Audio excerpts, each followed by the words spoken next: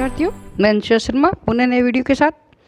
आज हम कक्षा 12 का जो खंड ब है उसकी जो पहली यूनिट है उसके दूसरे पार्ट जिसका नाम है मूल अधिकार, नीति निर्देशक तत्व एवं मौलिक कर्तव्य, इसका अध्ययन करेंगे। सबसे पहले हम मौलिक कर्तव्य की परिभाषा देखें तो हम ये देखते हैं मौलिक कर्तव्य क्या है, मूल अधिकार क्या है। तो हम कहते हैं कि अधिकार है वो मानव जीवन की वो परिस्थितियां हैं जिसके बिना कोई व्यक्ति अपने व्यक्तित्व का विकास नहीं कर पाता। यानी व्यक्तित्व की वो यानी मानव जीवन की वो परिस्थितियां जो अपने व्यक्तित्व के विकास के लिए आवश्यक है वो होते हैं मूल अधिकार। अब हम पढ़ेंगे कि मूल अधिकार की आवश्यकता क्यों है, क्यों पड़ी हमें आवश्यकता और महत्व। तो प्रत्येक व्यक्ति को सुरक्षा प्रदान करना मूल अधिकार है, वो लोकतंत्र की आधारशिला है और इनके द्वारा प्रत्येक नागरिक को शारीरिक, मानसिक और नैतिक विकास की सुरक्षा प्रदान की जाती है।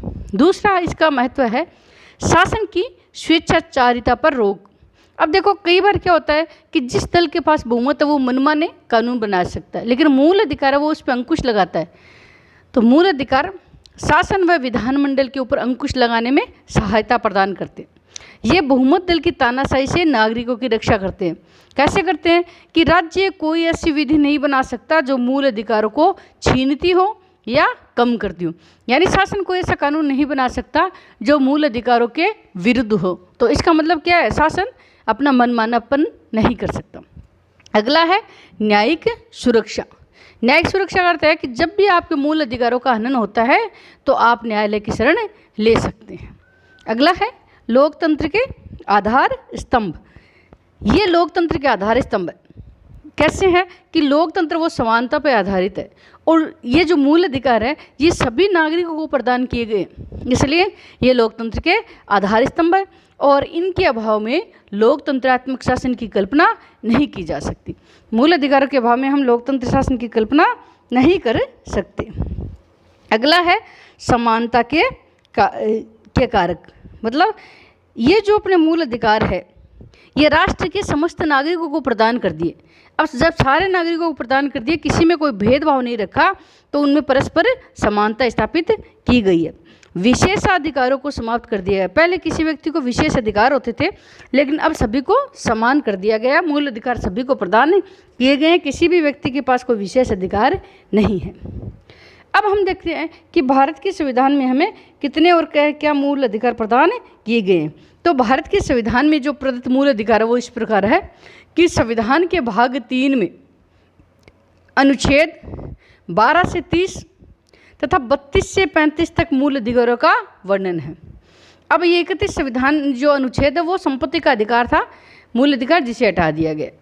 जब अपना संविधान बना था तो मूल संविधान में 7 मौलिक अधिकार प्रदान किए गए थे, लेकिन जो 44वां संविधान संशोधन हुआ था 1978 में, उसमें क्या किया था कि संशोधन के द्वारा संपत्ति के अधिकार का विलोपन कर दिया गया और अब हमें 6 मूल अधिकार प्रदान है। अब हम नागरिकों को कितने अधिकार प्राप्त, मूल 6 है, जिनका वर्णन इस प्रकार है।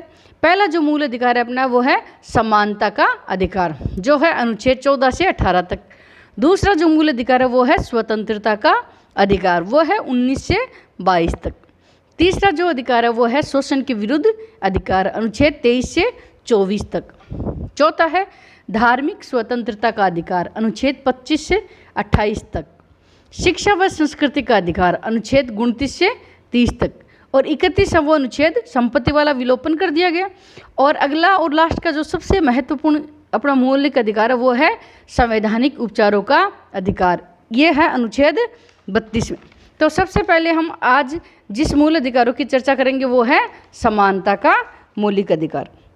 अब देखो समानता के मौलिक अधिकार के बारे में हम थोड़ी सी चर्चा कर लेते हैं कि ये जो समानता का अधिकार है ये हमें अनुच्छेद 14 से 18 तक प्रदान किया गया। भारत के संविधान में प्रत्येक नागरिकों को कानून के समक्ष समानता, अवसरों की समानता और सामाजिक समानता प्रदान की गई। अब सबसे पहला जो है समानता के अधिकार में पहला जो हमें अधिकार समानता का दिया वो है कानून के समक्ष समानता। अब अनुच्छेद 14 क्या कहता है, अनुच्छेद 14 के तहत सभी नागरिकों को कानून के समक्ष समान संरक्षण व कानूनी समानता से वंचित नहीं किया जाएगा। विधि के समक्ष सभी समान हैं। अब देखो, कानून के समक्ष जो समानता है, इसका अर्थ ये है कि चाहे वो भारत का राष्ट्रपति हो, चाहे भारत का एक आम नागरिक हो, दोनों कानून के नज़र में बराबर है। यदि अपराध किया है तो दोनों को समान सज़ा मिलेगी। और कानून के समान संरक्षण का अर्थ ये है कि कोई भी व्यक्ति है, उसको कानून के समक्ष संरक्षण दिया गया, वो अपना केस लड़ सकता है। ये भेदभाव नहीं कर सकते कि अमुक व्यक्ति है वो न्यायालय में केस दायर नहीं कर सकता। संरक्षण दोनों को बराबर है। इसमें ही जो समानता के अधिकार में दूसरी जो समानता वो है धर्म, मूलवंश, जाति, लिंग व जन्म स्थान के आधार पर विभेद का प्रतिषेध। ये जो अपना अनुच्छेद 15 है, इसके तहत नागरिकों के साथ धर्म, मूलवंश, जाति, लिंग और जन्म स्थान के आधार पर विभेद नहीं किया जाएगा। मतलब किसी के साथ भेदभाव नहीं किया जाएगा। सार्वजनिक अपने जो स्थान होते हैं, जैसे होटल होता है, कोई मनोरंजन का जैसे पार्क होता है, कुआं है, तालाब है आदि के प्रयोग का अधिकार समान रूप से दिया जाए, सबको समान रूप से दिया गया है। और जैसे इसी अनुच्छेद में एससी और एसटी के संरक्षण हेतु विशेष प्रावधान है। लेकिन ये प्रावधान क्यों किए गए हैं? क्योंकि इनके साथ पहले समाज के लोगों ने भेदभाव किया था। इनको समाज की मुख्य धारा से जोड़ने के लिए इन्हें ये संरक्षण प्रदान किया गया है। अगला है लोक नियोजन में अवसरों की समानता। लोक नियोजन क्या होते हैं? जैसे अपने यहाँ सरकारी नौकरी कोई भी, तो अनुच्छेद 16 के तहत सभी नागरिकों को राज्य के अधीन जो नौकरी है उसमें समान अवसर प्रदान किए जाएंगे। किसी भी व्यक्ति के साथ भेदभाव नहीं किया जाएगा। मान लो कोई सरकारी सर्विस की वैकेंसी निकलती है, कोई प्रतियोगिता होती है, तो हम ये नहीं कह सकते कि ये व्यक्ति किसी धर्म विशेष का तो ये फॉर्म अप्लाई नहीं कर सकता, या किसी जाति विशेष का है तो ये फॉर्म नहीं भर सकता। ऐसी अपने यहाँ नहीं है, क्योंकि हमें 16 में ये अधिकार प्रदान किया गया। लास्ट जो अगला है, 17 जो अनुच्छेद 17 में अस्पृश्यता का अंत, बहुत इंपॉर्टेंट है, पूछा भी जा सकता है कि अस्पृश्यता का अंत किस अनुच्छेद में है, तो ये है अनुच्छेद 17 में। ये आप ध्यान रखना। तो अनुच्छेद 17 में अस्पृश्यता का अंत किया गया है। अस्पृश्यता का अर्थ क्या है? छुआछूत। यदि कोई ऐसा आचरण करता है, छुआछूत करता हुआ कोई पाया गया है, तो वह दंडनीय अपराध घोषित किया गया। पहले अपने यहाँ 1955 में एक अस्पृश्यता निवारण अधिनियम पारित किया गया था, लेकिन ये जो अनुच्छेद 17 है ये इससे भी ज़्यादा ये मान लो कठोर है। जाति और धर्म के आधार पर अगर आप किसी के साथ अस्पृश्य व्यवहार कर रहे हो, छुआछूत का व्यवहार कर रहे हो, वो तो वो क्या है? दंडनीय अपराध है।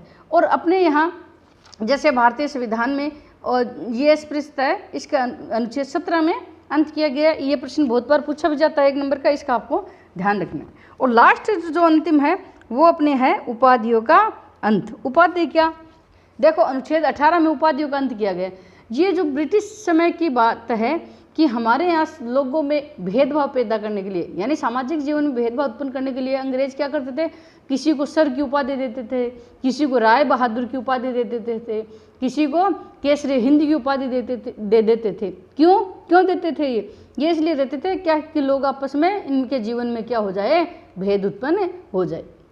लेकिन अब अनुच्छेद 18 में ये कहा गया है कि एक तो सेना और एक विद्या, इन संबंधी उपाधियों के अतिरिक्त अन्य उपाधि दिया जाना निषेध है। भाई सेना में तो कोई ब्रिगेडियर है, कोई जनरल है, कोई मान लो एडमिरल है, ये उपाधि तो देनी पड़ती है। और विद्या में भी उपाधि, जैसे कोई बीए की उपाधि है, कोई एमए की उपाधि है, तो ये तो आप दे सकते हो। लेकिन इनके अलावा यदि आपने किसी को कोई उपाधि दी तो वो निषेध है।